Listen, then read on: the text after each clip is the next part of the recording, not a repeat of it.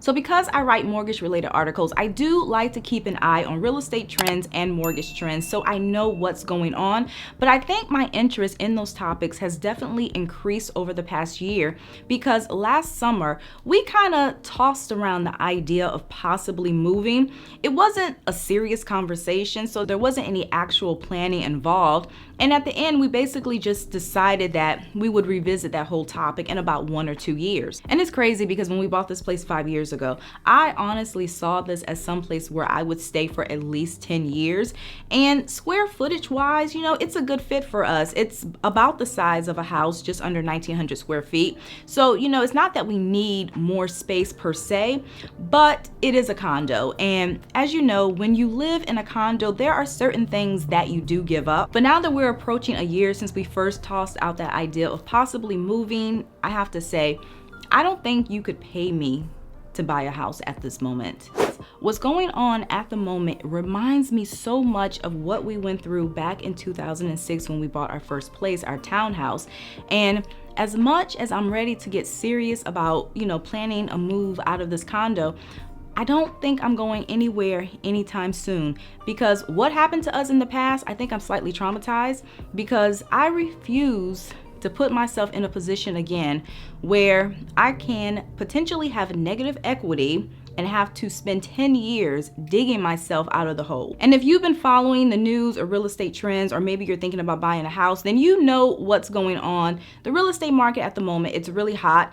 And there are stories of people buying homes way over list price. And when I say way over, I'm talking 80,000, 100,000 over list price, even in my local market. And I don't remember where I got this from, but I heard about somebody putting in an offer that was about 30 or 40,000 over list price, and the person still did not get the house. And when I see trends like that, it really does scare me. Now, granted, to be fair, nobody knows what's gonna happen. We don't know how this is gonna play out. Things might turn out fine, and everyone who buys a house at the moment may enjoy their equity, live happily ever after, or things can turn out really bad.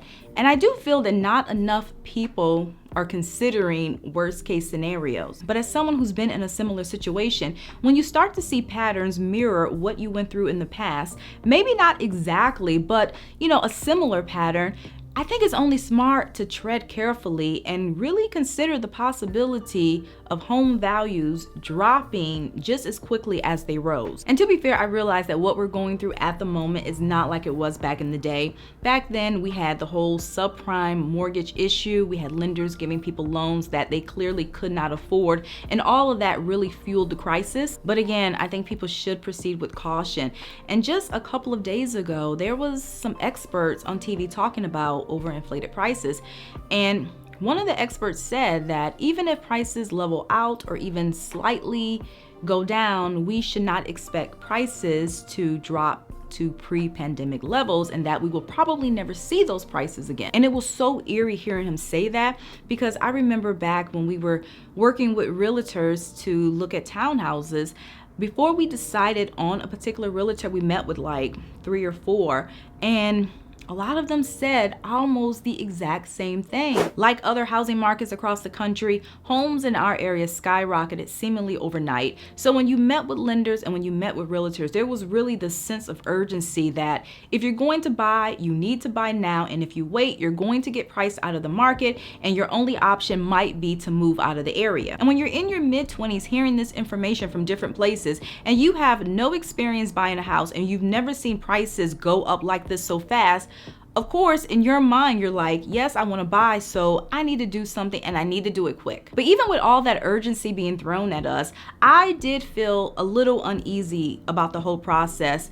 And looking back, I really wished I had followed my gut, because had we just waited 18 months, we could have avoided probably our biggest financial mistake to date. Let me tell you, the value of our place dropped by $30,000 seemingly overnight in 2008.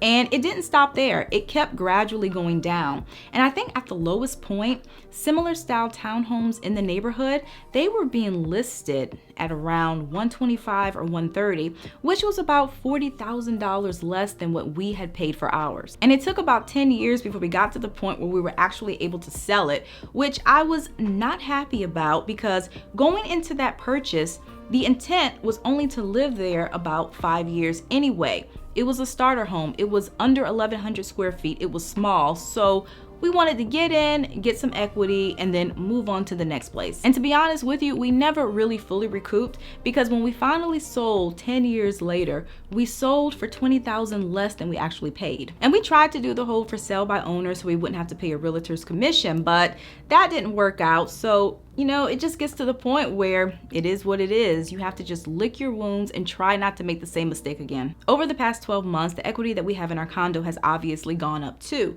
But even with that increase, I'm staying put, at least for now, because negative equity is not fun. Feeling as if you're stuck is not fun. And having to dig yourself out of a hole is not fun too.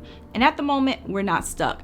Even before everything started to happen, we had equity. So if prices were to come down, we will likely still retain some equity. Now, I realize that not everybody feels the same, and I completely understand that. There's a lot of uncertainty, and there are definitely pros and cons to waiting. But if you're thinking about buying, here's a little advice. If you decide to buy, I think it's so important to at least mentally prepare for the possibility of negative equity, even if it's only a slight amount, because if your intention is to buy a house, live there for 2, 3, or 4 years, and then take your equity and use it as a down payment on another house, that might not happen if you have negative equity. So you would have to live in the house for a few more years until you're able to recoup. I also think it's so important that you don't get discouraged if you're unable to buy at this moment. Mortgage rates started to drop again, and that was a reason that a lot of people decided to jump into home ownership. But keep in mind that as interest rates start to increase again, home prices typically will soften, and that kind of levels the playing field. And I saw something recently that illustrated this point perfectly. If you were to get a 30-year mortgage for $300,000 at 3.29%, you would pay roughly $1,300, and that's excluding taxes and insurance. However, if mortgage rates were to go up to 4.29%, which causes home prices in the area to soften a bit, that same $300,000 house might be priced at $275,000. And if so, guess what? You're still paying about $1,300 a month. So even though it might seem as if you're getting more house for the monthly payment, sometimes you're not. I also recommend being careful when it comes to bidding wars, because they can get out of hand. And I know quite a few people who got caught up in bidding wars back in the day and ended up regretting their purchases. And if you can, I do recommend getting a home inspection. These are so valuable because they can reveal hidden problems in the house that could end up saving you money in the long run. So there you have it. That's all that I have for you guys today. And I really hope that you enjoyed this video. And if you did, please give me a thumbs up. If you haven't already, do consider subscribing. Here we talk a lot about personal finance, different ways that you can fix your wallet and get to a good place financially. So if you like videos like this, I do post every weekend and sometimes during the week. Thank you again for watching, and I'll see you in a few days.